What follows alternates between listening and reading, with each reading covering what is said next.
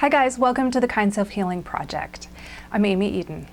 In today's video, which is catching your thoughts, we're going to catch our thoughts. We're going to look at those things we don't even realize we're thinking, and habitual thoughts, negative thoughts, thinking patterns, and micro self-criticisms that we may not even be aware of. And this is a three-part series. So in part one, this one here, we're going to catch those thoughts. We're going to notice what we're thinking and write it down. In part two, the second video, we're going to ask specific questions of those thoughts and see what we can discover about what's going on in our minds.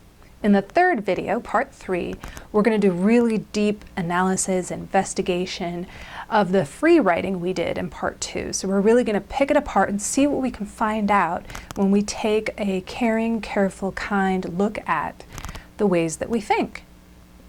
So grab your pen and a copy of the Kind Self-Healing book. If you don't have it yet, you can grab it on Amazon. There's information below in the description of this video. And let's get started.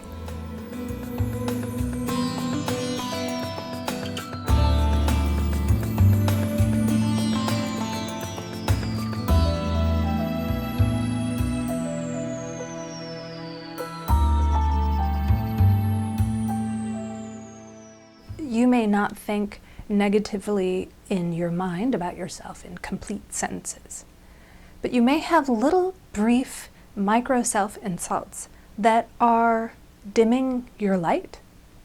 And so we're going to look at those and bring those to the surface so that, in fact, those micro insults, those negative self-talk, that becomes the roadmap for self-healing, self-kindness, and self-love. If you grew up in a household that was where there was adversity of any sort, whether it was something tragic like a parent's suicide or an early death, or there was divorce or addiction or mental health issues that were untreated, these kinds of things can lead to a rocky childhood. Now, if you weren't directly criticized, but you grew up in a tumultuous situation, you're liable to think critical thoughts more often than a normal person.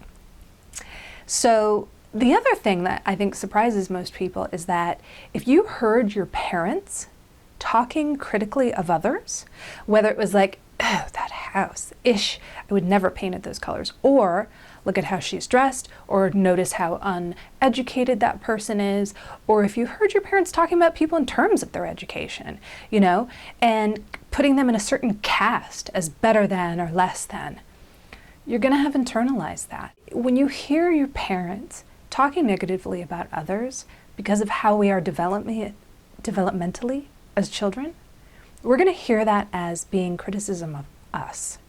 Having heard all of that criticism, even if it was other people, will have impacted us, and we will worry throughout our lives that we're being seen through that cruel eye.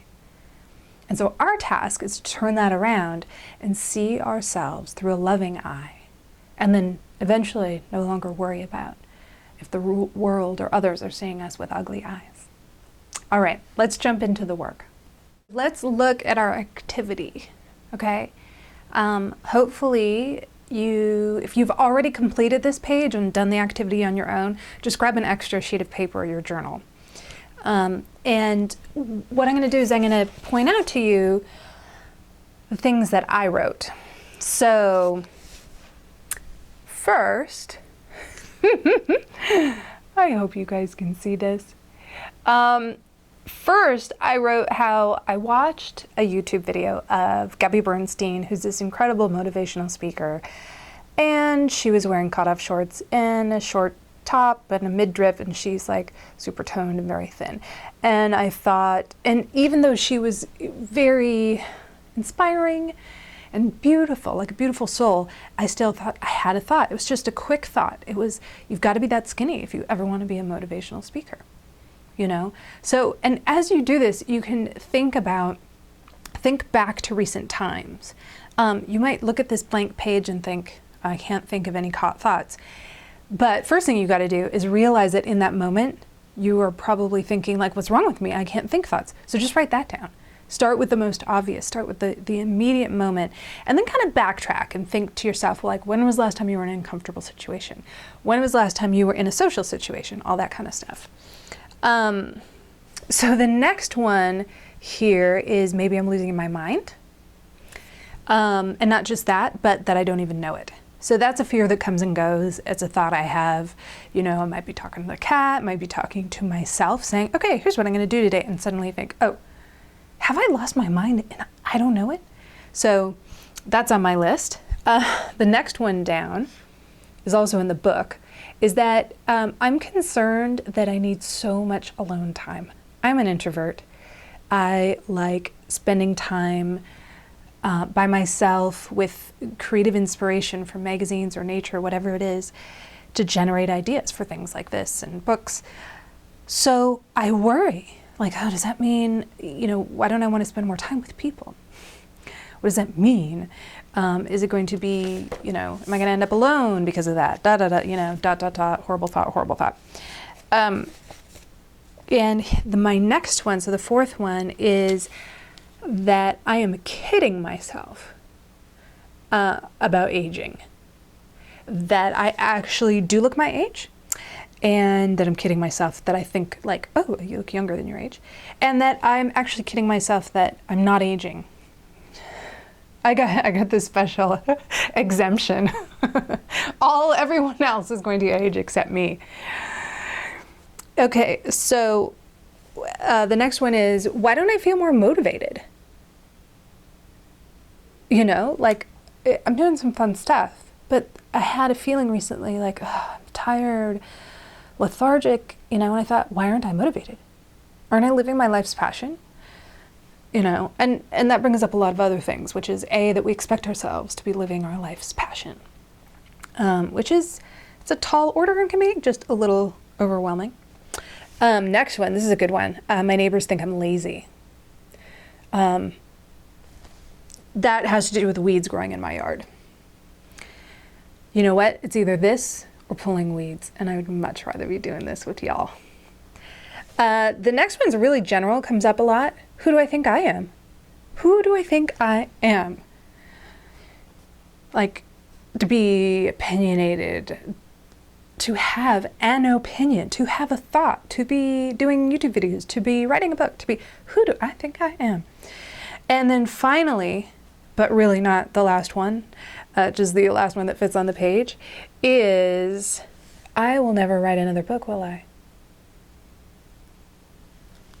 Even though I wrote one, and so it's probably likely I'll write another one.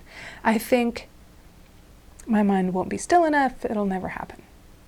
So there's my list. And the next thing we're going to do is make a little fun of those thoughts. So we'll look at that next. This is exaggerating and making fun of your thoughts. Now, it's very healthy to make fun of your thoughts. It may not come naturally, but with a little practice, you know, you'll get there. So let's look at what I have written down, so you get the idea of how this works. So let's see here. Got it lined up. Okay. This is the one about aging. So what I have here is I'm kidding myself about my age, and I should start acting my age. I should figure out what lipstick to wear for my age bracket and wear that lipstick. I should wear old clothes, not like hand-me-down clothes, but I should wear appropriate clothing like high-waisted Lee jeans that have that lot of room in the front for, you know, the stomach. And I should wear like loafers and just act my age and don't laugh so much and don't be as silly. Because, you know, my age. Here's the next one, the one about losing my mind. So the one is, this is that where I worry that I've lost my mind and I don't realize it, and how scary that would be. And should I let other people know that I've lost my mind? What do I do with this terrible secret? Okay, so my last one, I just have 3 here, but I wanted to give you guys an idea. So this one is about being tired. So previously I said, you know, I'm tired. What's wrong with me? If I'm living my passion, shouldn't I never get tired? So I have here, I am tired. I must not be living my passion. I must be lost. I must be fooling myself, because passionate people never fatigue. So please write yours out too and have fun with this.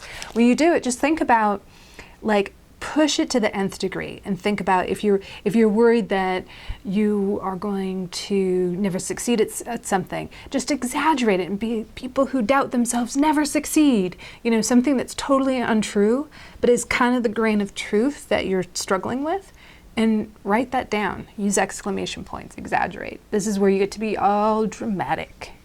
I hope you enjoyed the activity and capturing your thoughts. And also making a little bit of fun of your thoughts, finding the humor in them by exaggerating them. It's a healthy thing to do. So now that you've collected some thoughts, in part 2, the next video, what we're going to do is ask some specific questions of those thoughts and do a little bit of a deeper contemplation of those. So thank you for joining me. Please be kind and gentle to yourself, and thanks for watching.